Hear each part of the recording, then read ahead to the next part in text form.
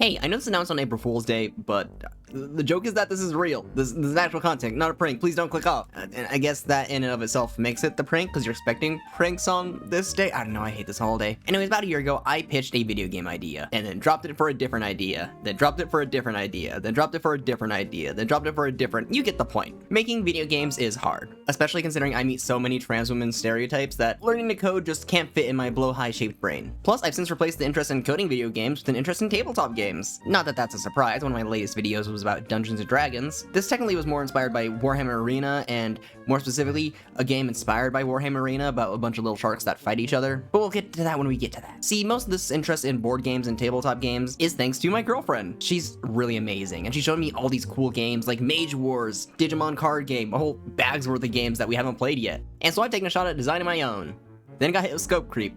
Reeled it in little, got hit with scope creep, reeled it in a little, got hit with scope creep, you get the point. But scope creep has yet to dismantle this project, which is great considering I finally have something playable. On top of the Battle Shark game, this has been inspired by the likes of MOBAs, chess, TTRPG combat, and most surprisingly, Stratego, a game I played in my childhood with my grandma and I enjoyed a lot. I don't like my grandma because she's racist. What can I say? Grass beats water, fire beats grass, and Stratego beats grandma. But all you need to play is a chessboard and a team of 4 characters that I haven't designed visuals for, so I can't put on screen yet. The characters admittedly don't really matter for now because we need a place to play the goddamn game. And since my girlfriend doesn't live with me yet, I need a way to test it with her before a finished product can be released. And she said no to living under my sink, so we need a virtual tabletop. It's exactly as it sounds on the tin. It's a tabletop in a virtual space. These come in a sliding scale of quality, the highest quality being an official dedicated program that is made to play the specific game you want to emulate. But that requires coding and defeats the entire purpose of making a fucking board game instead of a video game. There's also the other end of the spectrum. You get a bunch of PNGs, load them into Magma or Google Slides or some other image manipulation space that other people can access, and hope everyone's internet is good enough to handle all those moving images around on different layers and at different times. It's very internet dependent. But there is a nice middle ground that I'm looking for. Something like Tabletop Simulator. As long as you can get your hands on a 3D model or image, you can play any game you want, assuming it isn't already in the workshop. So I could easily make a game on the workshop to keep the rules and all such in one place. But a lot of my friends don't own Tabletop Sim, and I'm not going to spend $80 just so like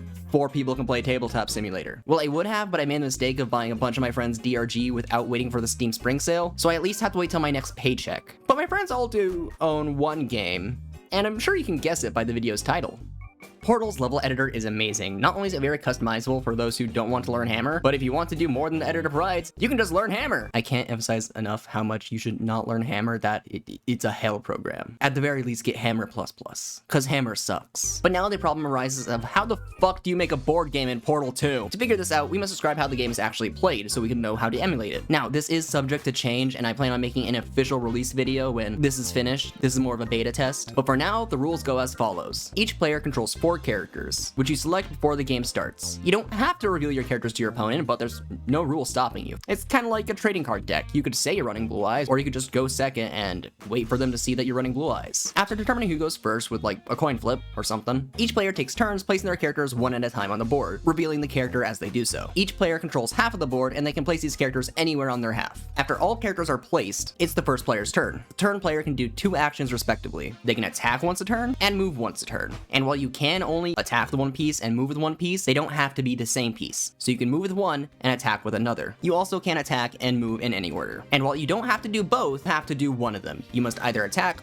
move, or both, which is probably the smarter choice most of the time. There are also special abilities you can use in place of your movement, and special attacks you can use in place of your attack. When a character uses these, it expends energy, which is a non-renewable resource, so you have to spend it wisely. There are 3 types of abilities and special attacks. An ability or attack that is unique to the character. This is also the only way to get special attacks. One ability assigned by their class, and one ability assigned by their damage type. This one being a little unique as it only triggers on their next successful attack. Every character also has a unique passive ability, but that's always active and has no cost associated unless otherwise stated. You may notice that the classes and ranges are just chess pieces. This I feel is pretty self-explanatory, but if your class is a knight, you move where a knight can move in chess. If your range is knight, you can attack any piece a knight could normally take in chess. Combat itself feels a lot more like D&D. You roll D10, and if you roll equal or higher than an opponent's armor, you succeed. And if you do succeed, then you roll damage. If not, you miss. The range also determines the damage dice of the character. A rook is 2d4, a bishop is 1d8, knight's 1d10, and king is 2d6. And the final, probably most unique rule relates to critical hits. Since 10 already hits anything in the game, as nothing can have an armor value over 10, I didn't want to do the D&D roll highest number to get free hit, as it wouldn't work as well in this system as it does that system, and so I assigned every character a lucky number. This is a number between 1 and 10 that if they roll, not only is the attack guaranteed to succeed, but they add the roll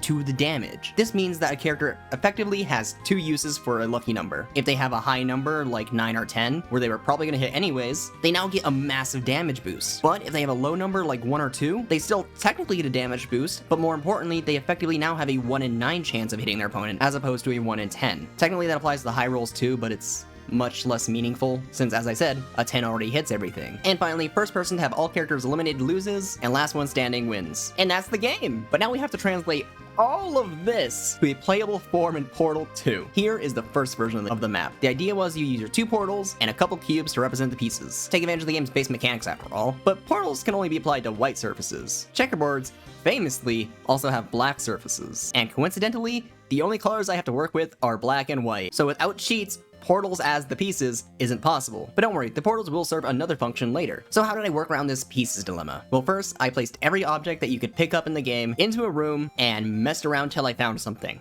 At first, I was hoping to use the Franken-turret and Sphere Ball, since both of them are just kind of cubes with extra steps, but considering those extra steps and both of them include being able to move around on their own, they were rather inconvenient, unless you could, like, pull a bottle flip off with the Franken-turret. So, after some messing around, I settled on each player getting the 3 available cubes and a turret, who is disabled as the game begins by a falling cube. None of the other objects work as pieces. This is the best I could do. But now, the players must determine whose piece is whose, which is a lot harder when they are identical on each side. Every single one of these items share another property besides being able to be picked up by the player. They can be painted by gels. Gels, featured primarily in the latter half of Portal 2, are liquids that can be applied to surfaces or objects, and they are a lot of fun. White gel makes surfaces portable, blue gel makes them bouncy, orange gel makes them fast and slippery, and water clears all gel effects. And since the white gel can't be applied to objects, and the blue gel makes objects move like this, the orange gel wins the most manageable award, even if it just makes it the equivalent of that crappy controller that you got when you visited your friend's house. And thus now you can play Whoa Man Arena in Portal. Oh yeah, that's the character the game's named after, by the way. I promise I'll explain the characters later. We're just not there yet. But to tell you a little about Woman, she's the fire-themed hero. But we're still not done with the map because it still has some problems. It's functional, you can get all the pieces and manage a game as long as you have the stat sheets and calculators and dice separately, and you can do all that with like Google or your phone. But the map still kinda sucks. It's missing so many quality of life features. For instance, most people aren't used to viewing board games this scaled up. They're used to seeing it from a top-down perspective. So my girlfriend's solution to this was to put a portal on the wall and a portal on the ceiling so that she could get a better angle and look at it from above, which I'd not thought of. I just arbitrarily made the ceiling portable because I thought it would make the room brighter. So not only did I add a balcony, but I also lowered the play area so you can physically stand above it easier. But as a just in case, I still raised the ceiling and made it portable, just in case someone prefers that. The best part about all this for me is that even with minutia of details and mechanics, be it a card game based tower defense or a roguelike where the gimmick is you don't die and never have to reset your run,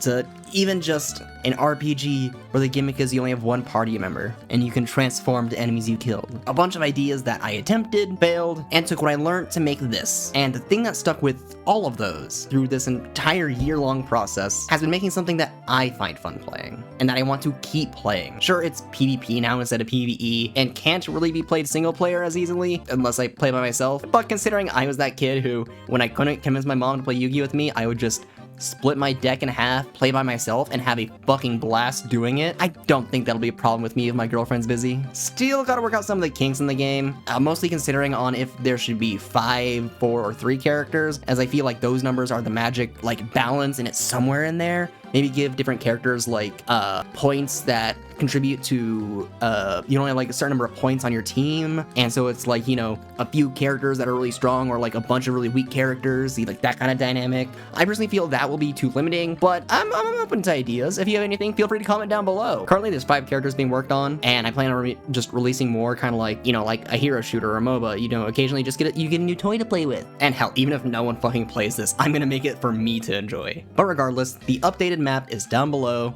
and hopefully by the next videos I will have a more finalized revision of the rules in like a PDF or a Word doc or something, because assuming I don't get distracted, I want to work on more character explorations. Most importantly, the main character, Woman, who I mentioned earlier, the fire-themed one. She's who I named the entire game after, she's how the lore of all this started, she's technically recycled OC from 4 years ago, same with the rest of the characters, but now they're superheroes because I've been playing too much Marvel Rivals. And you know what? If you have a character suggestion, leave it down below. You have no context for the world, so you could literally just tell me, make a slug with a gun. And I'll probably do it. Anyways, hopefully I see you soon. Remember to subscribe only if you enjoyed, and if I get distracted again, see you in another 12 months. Bye! You thought we were done here? No, I tricked you. This was a prank. But not the kind you think. See, well, I will eventually release the character profiles for this game, as I wanted to release with about 8. That way each player can have 4 unique characters if they really wanted to, with 0 overlap between teams. And with the 5 I have working, and 5 days from this holiday to my birthday, I was going to release a mini character profile every day until my birthday. That did not work out like I thought, because I was making this video on a month-long deadline, and I could barely get that done. But I still wanted a fun little surprise additional thing at the end of the video. So instead of 1 video, you're getting 1.5. And by that, I mean here is a very early work in progress version of a storyboard I'm working on, cleaned up a little to make it look kind of pretty. Emphasis on kind of. Just to give you like the bare bones of the vibe this is gonna have, as well as introduce you to the main character, Woman. Well, technically her name's Eleanor, but that's an issue for her character profile. Before we get to that, real quickly, I would like to say that this channel is gonna be making a slight shift in its content. Not only will it be making art-based content and devlog-based content like this, but I'm hoping to release semi-regular video essays. And if there are any topics you think that you would like to hear me talk about, go ahead and comment those down below. Anyways, on to the sneak peek. Welcome back, folks. I'm Janet Janitorial with Channel 5 News. For tonight's story, a kaiju has attacked the city once again. But be as that be, it has been stopped by a newly appeared hero in our very own city. These vigilantes have been popping up all over the country, and now we have one to call our own. Tom Tomington on the scene. Thanks, Jan. I'm here at the scene with the new vigilante. Please, sir, could you tell us your name? Oh, actually, I'm a woman. I just sound like this because... Thank you, Woman. Back to you, Jan. Thanks, Tom. And thank you, Woman. Coming up next, Australian man claims to have discovered Goal 2 and says it can make you, quote, live forever and give you giant muscles. The newest health craze or made-up scam. More at 7.